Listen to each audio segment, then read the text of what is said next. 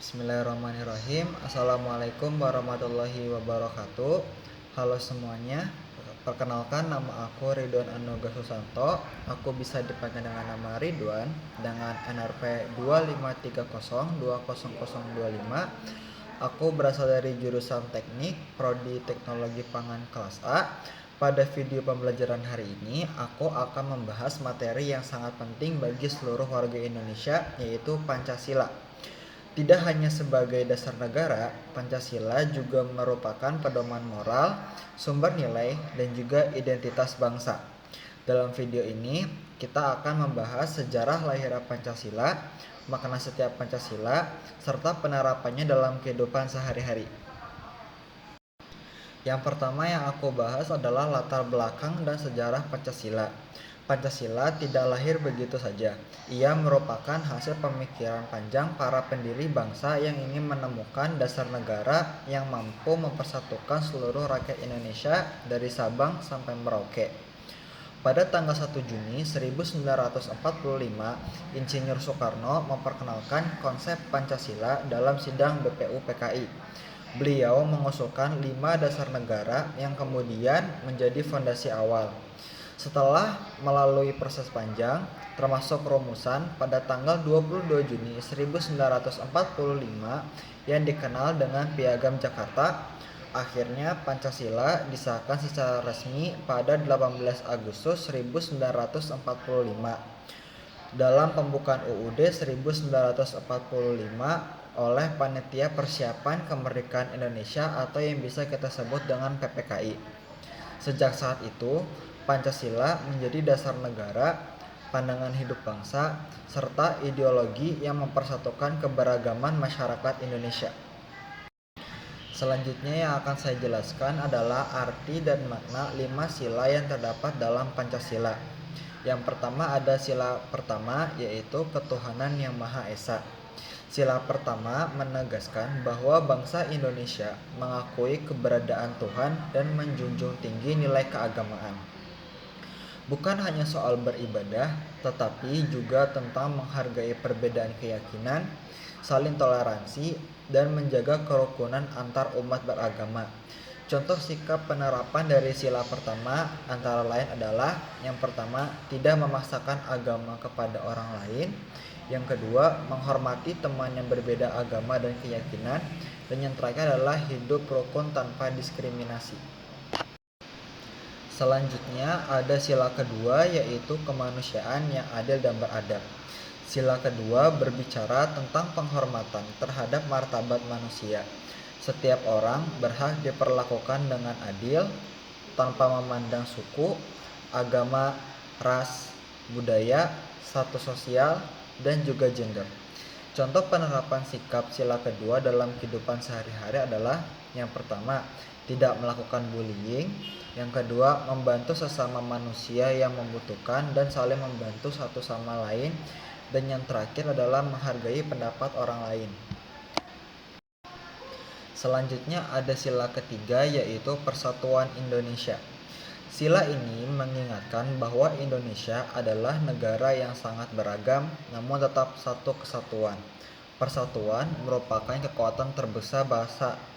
Tanpa persatuan dan kesatuan, negara mungkin tidak akan dapat bersatu dan akhirnya tidak dapat menjadi utuh dan menjadi satu kesatuan. Contoh sikap penerapan sila ketiga dalam kehidupan sehari-hari adalah: yang pertama, mengutamakan kepentingan bersama di atas kepentingan pribadi; yang kedua, menjaga kerukunan antar suku, budaya, ras, juga agama; yang terakhir adalah bangga menggunakan produk lokal dan mencintai tanah air. Selanjutnya ada sila keempat, yaitu kerakyatan yang dipimpin oleh hikmat kebijaksanaan dalam permusyawaratan perwakilan. Sila keempat menekankan pentingnya musyawarah untuk mencapai mufakat. Keputusan bersama harus diambil dengan bijaksana, mengutamakan akal sehat dan nilai kebenaran, serta mengumpulkan seluruh pendapat dari masing-masing orang. Contoh penerapan sikap sila keempat dalam kehidupan sehari-hari adalah: yang pertama, bermusyawarah saat ada masalah dalam kelompok; yang kedua, menghargai keputusan bersama; Dan yang terakhir adalah tidak memaksakan kehendak orang lain. Selanjutnya ada sila kelima, yaitu keadilan sosial bagi seluruh rakyat Indonesia. Sila kelima merupakan tujuan besar bangsa Indonesia, yaitu menciptakan kesejahteraan bagi semua orang tanpa diskriminasi atau pembedaan. Keadilan bukan berarti semua harus sama persis, tetapi semua mendapatkan haknya secara adil. Contoh penerapan sila kelima dalam kehidupan sehari-hari adalah: yang pertama, tidak curang dalam ujian atau kompetisi; yang kedua, berbagi dan peduli terhadap lingkungan sekitar; dan yang terakhir adalah menghargai hak orang lain. Selanjutnya yang akan saya bahas adalah peran Pancasila dalam kehidupan berbangsa dan bernegara. Pancasila memiliki fungsi penting bagi kehidupan masyarakat Indonesia, antara lain adalah sebagai berikut. Yang pertama, Pancasila sebagai dasar negara. Semua hukum dan peraturan di Indonesia harus berlandaskan pada nilai-nilai Pancasila. Tanpa Pancasila, negara tidak akan mempunyai fondasi yang jelas sama sekali. Yang kedua adalah sebagai pandangan hidup bangsa. Pancasila menjadi sumber nilai moral dalam kehidupan sehari-hari. Ia mengarahkan bagaimana kita bersikap dan berperilaku kepada orang lain, kelompok lain, atau bahkan kepada negara. Yang ketiga adalah Pancasila sebagai ideologi pemersatu. Di tengah keberagaman suku, agama, budaya, dan juga bahasa, Pancasila menjadi titik temu yang menyatukan seluruh warga Indonesia. Yang terakhir adalah Pancasila sebagai kepribadian bangsa. Karakter bangsa Indonesia tercermin dalam nilai gotong royong, toleransi, dan musyawarah yang bersumber dari nilai-nilai Pancasila. Selanjutnya yang akan saya bahas adalah contoh penerapan Pancasila di era modern yang saat ini kita hadapi. Yang pertama, Pancasila tetap relevan hingga sekarang, bahkan di era teknologi dan digital seperti saat ini.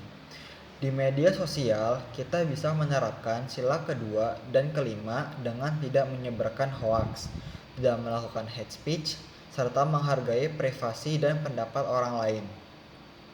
Di sekolah, sila keempat terlihat saat siswa berdiskusi atau memutuskan sesuatu secara musyawarah. Tidak juga hanya di lingkungan sekolah, di lingkungan bermasyarakat, sila keempat juga bisa dilakukan, yaitu musyawarah untuk melakukan pemilihan RT, RW, dan juga sebagainya.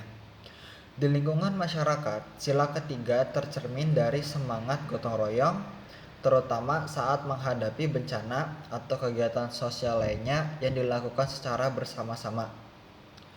Untuk keberagaman budaya, sila pertama dan ketiga mengajarkan kita untuk toleran dan menghargai perbedaan sebagai kekayaan bangsa yang kita miliki. Oke, selanjutnya yang akan saya bahas adalah tantangan penerapan Pancasila di era modern. Walaupun Pancasila sudah menjadi dasar dan pedoman hidup bangsa, penerapannya di era modern menghadapi berbagai tantangan yang tidak mudah.